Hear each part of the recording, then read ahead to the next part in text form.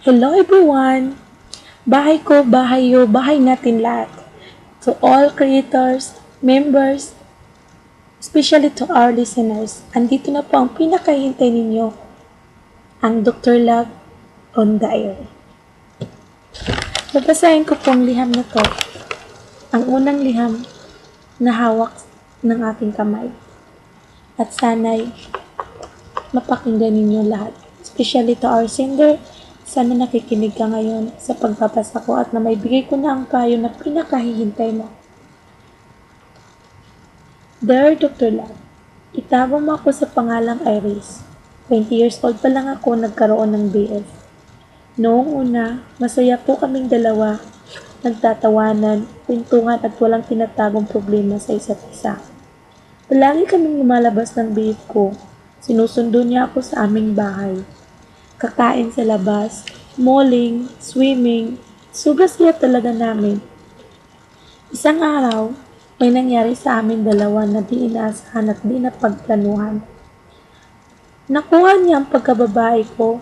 Sa sobrang takot ko noon, di ko na may paliwanag ito.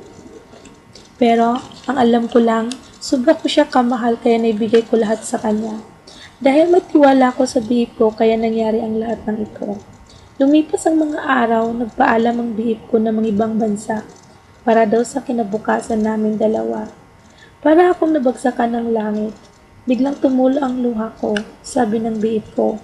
Huwag daw akong mag-alala kasi kahit nasa malayo siya, gagawin pa rin daw niya ang lahat para maging masaya kaming dalawa.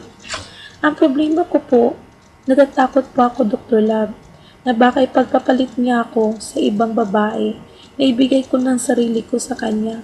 Ano po bang dapat kong gawin sa ganitong sitwasyon? Dr. Love, humihingi po ako ng payo sa inyo. Nagmamahal, Iris. Well, Iris, thank you so much sa pagtitiwala mo, sa pagsisend mo ng liham sa akin. Ngayon, ito lang may bigay kong payo sa iyo. Unang-una, ipagkatiwala ang lahat sa Panginoong Diyos. At pangalawa, magtiwala ka sa bihip mo na ngayon alam mo kung gaano kanya kamahal. Kung darating man ang panahon na kinatatakutan mo, ang ipagpalit ka ng bihip mo sa iba, alam ko masakit pero dapat handa ka sa mga pangyaring ganyan. Sapagkat tayong tao ay walang perfecto dito sa mundo. Ang tama mong gawin, let him go. Kung ginawa niya ipagpalit ka sa iba, nagpapatunay lang yan na hindi siya totoo sa'yo.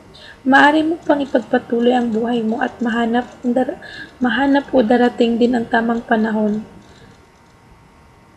na isang lalaking magmamahal at tatanggapin ka kung sino ka man. Kaya wag mo sanang damdamin. Sa kanyang paglayo, dapat tiwala at suporta ang kailangan mong ibigay sa kanya. Think positive.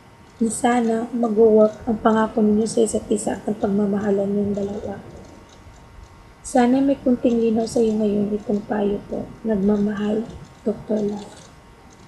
Para po sa mga may karamdaman tungkol sa puso, willing po akong makinig at basahin ang inyong liham.